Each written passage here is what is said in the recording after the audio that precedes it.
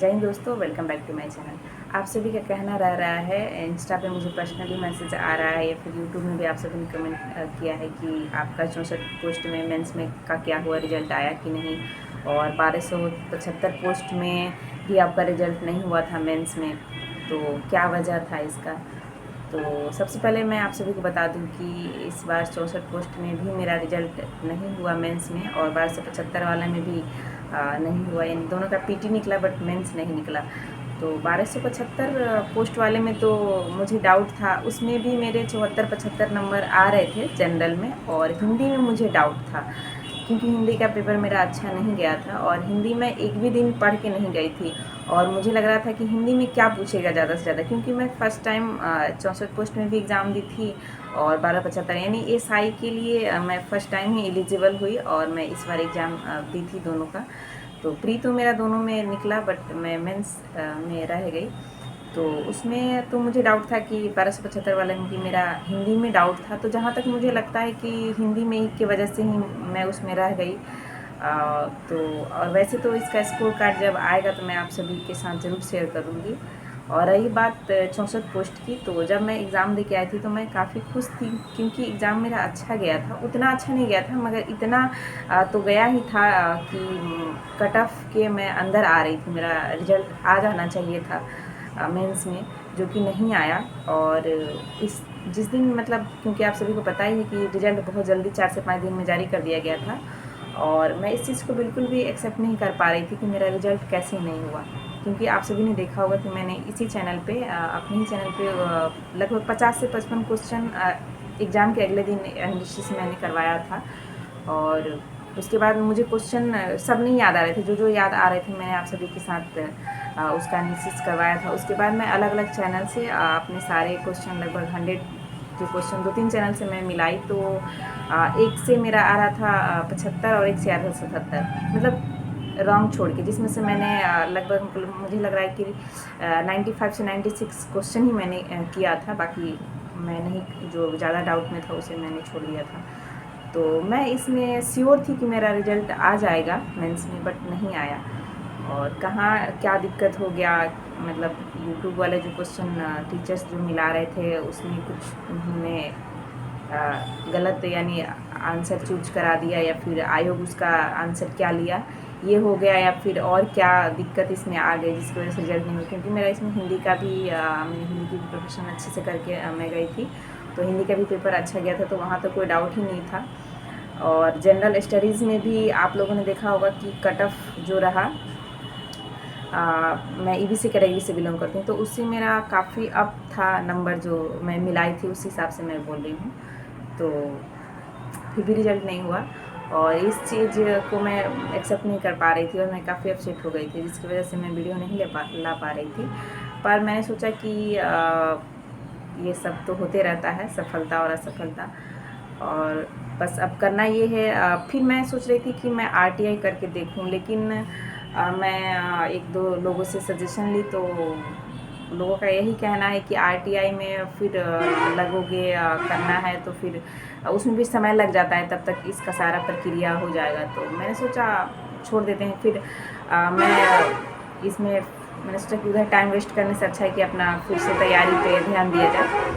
तो ये सारी चीज़ें हैं। और रही बात कि इस बार 64 पोस्ट का क्वेश्चन कैसा रहा, तो आप सभी ने देखा होगा कि क्वेश्चन काफ़ी मतलब क्या था, पैटर्न उसका तो चेंज था ही, इसमें कोई दो राय नहीं है। लेकिन आप अगर कहेंगे कि खूब ज़्यादा टफ था, तो वैसा नहीं था। मतलब सारे क्वेश्चन सिलेबस से ही थे, लेकिन पैटर्न चेंज था, ये बोल सकते हो आप। और थोड़ा सा ट्रिकी टाइप में था, जैसे कि आप लोगों ने देखा होगा कि कुछ घटनाएं दी गई थी, अगस्त प्रस्ताव, रोलट एक्ट, क्रिप्स मिशन।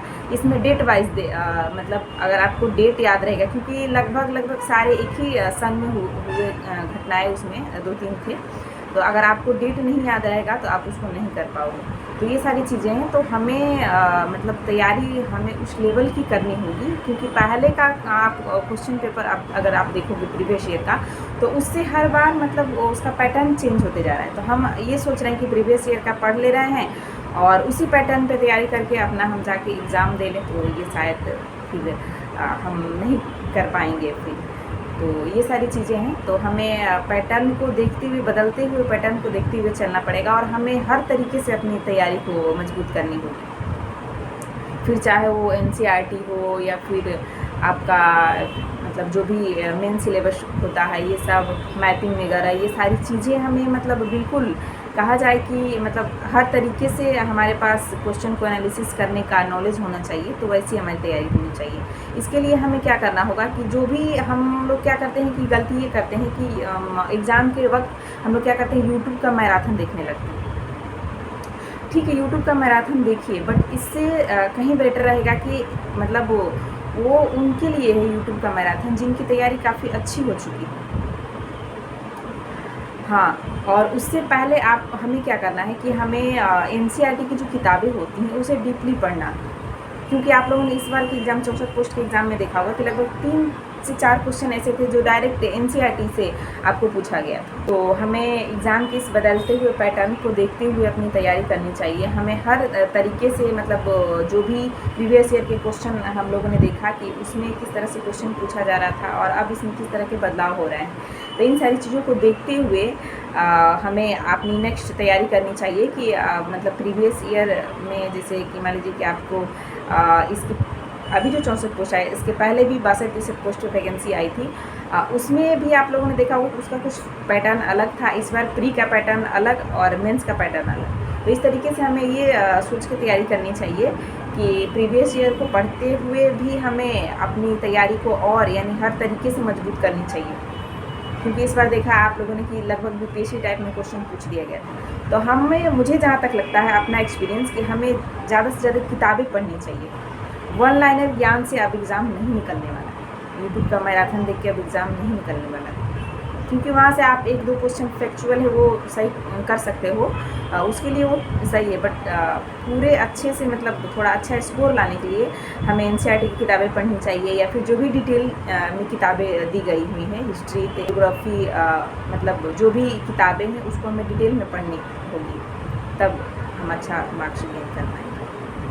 तो मैं एग्ज़ाम देके मुझे यही सब मुझे सीख मिला कि कहाँ कहाँ कमियाँ हैं। और जो मैं एग्ज़ाम हॉल में जब मैं क्वेश्चन को सॉल्व कर रही थी, तो मुझे लग रहा था कि इस चीज़ को थोड़ा सा डीपली अगर हम पढ़े होते, जो दिक्कतें आ रही थी तो वो शायद नहीं आती। तो जिसमें से इसी दौरान मतलब वो जो डिटेल स्टेटमेंट दिया गया था, तो उसमें से कुछ स्टेटमेंट तो हमें मालूम था, बट कुछ नहीं मालूम होने की वजह से एग्जैक्ट वो गलत हो जाता।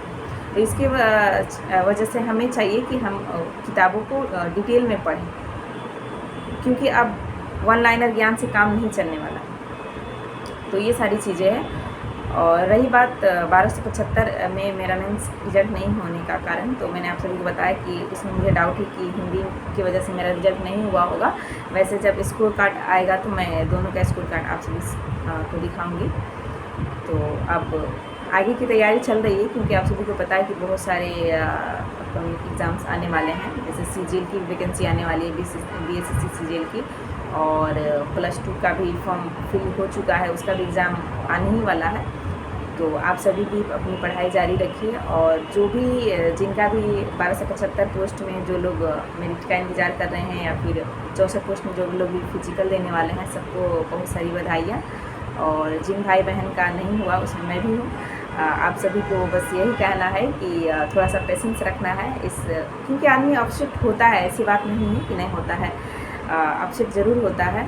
तो थोड़ा सा इसी मतलब आपको असफलता को अपना मोटिवेशन बनाना है और उससे अधिक एनर्जी से जुट जाना है आपको अपना अगले एग्ज़ाम की तैयारी करने के लिए। फिर चाहे आप जिस भी एग्ज़ाम आपका आने वाला है उसका, क्योंकि आप सभी को पता है कि बिहार दरोगा का भी बहुत जल्दी वैकेंसी आने वाला है।